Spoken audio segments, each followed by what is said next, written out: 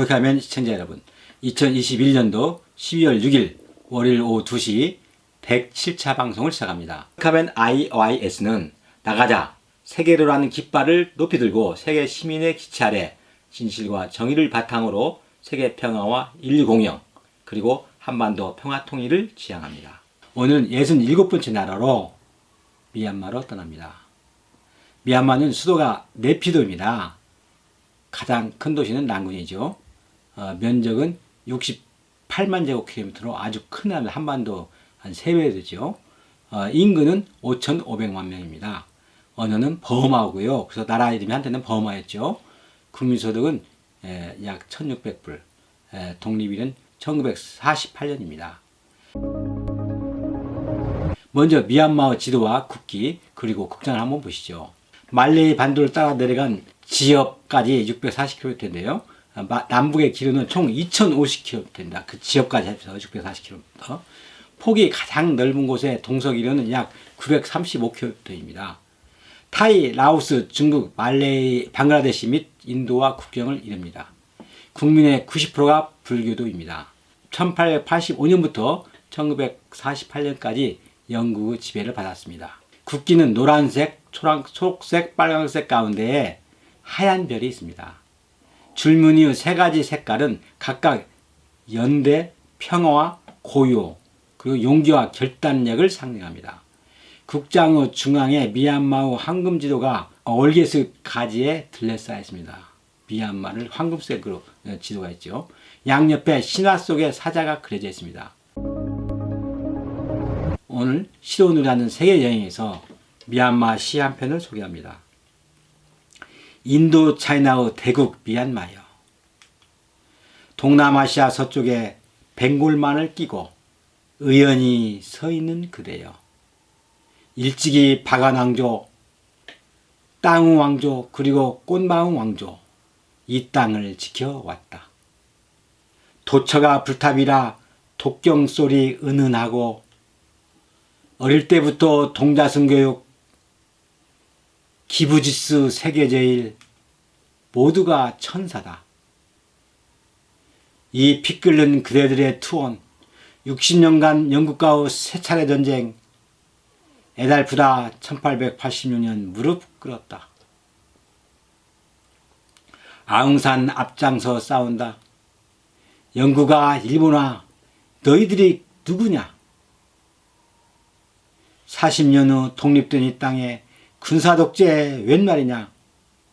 아웅산 소지 외치니 노벨 평화상이 여기 있어. 오바마가 박수치고 힐러리가 춤을 춘다. 평등하고 공정하며 평화로운 땅. 이 세상이 끝날 때까지 이 목숨 바친다. 이 땅을 위해. BC 100년경부터 파우족으로 알려진 일단은 티베트 미얀마의 민족이 이라와디강 상류 지역에 나타났습니다.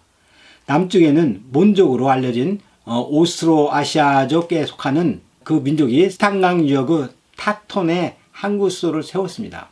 수도를 푸놈에 정하고 번영을 누렸던 피우국과 마찬가지로 몬족이 세운 나라도 번영을 누렸죠. 9세기 피우의 수는 중국 남쪽으로 넘어갔습니다. 1044년 빠간에서 아나우라타가 왕좌에 올라 미얀마를 하나의 왕국으로 통일하고 최초의 미얀마 제국을 수립했으나 1287년 몽골족의 침략을 받아 멸망했습니다.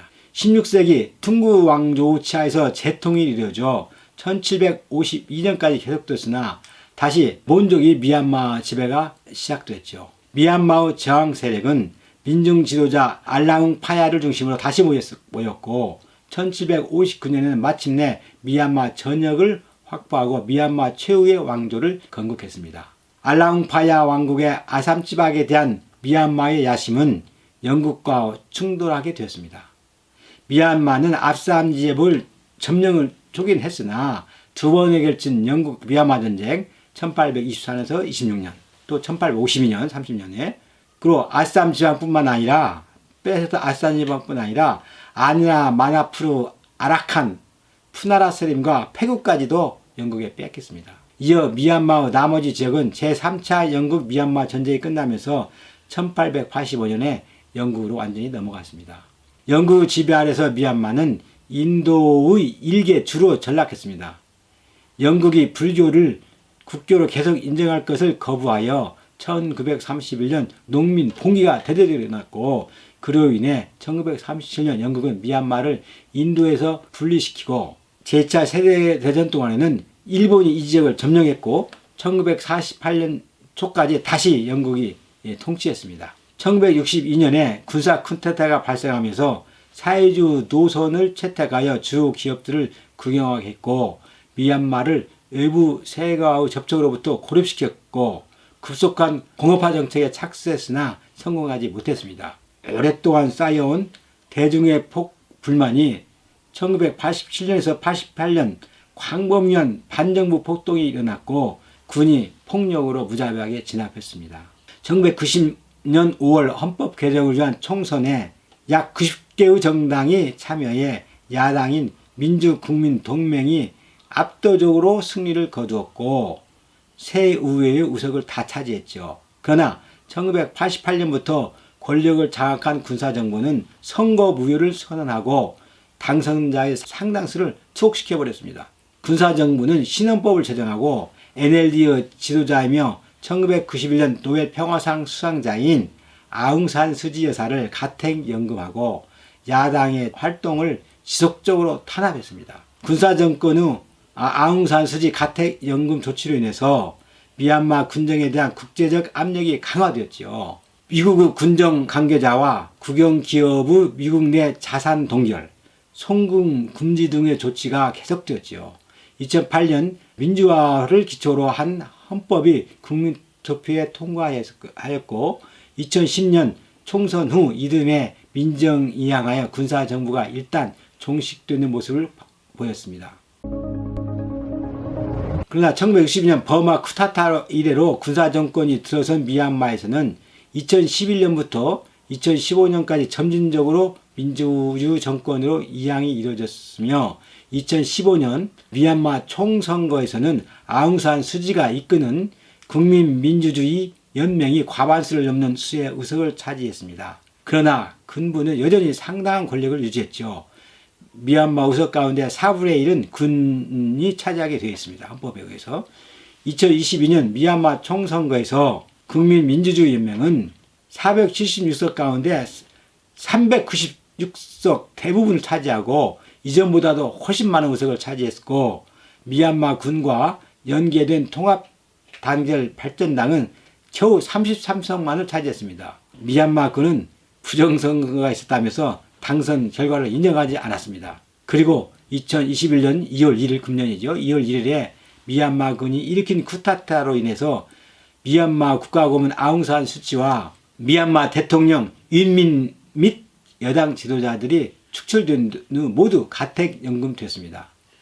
미얀마 군부는 1년간의 비상사태를 선포하고 미얀마 군무 참모총장인 아웅 후라잉에게 권력이 다 이양됐다고 발표했습니다. 지금까지 사상자는 최소 1000명 정도이고요.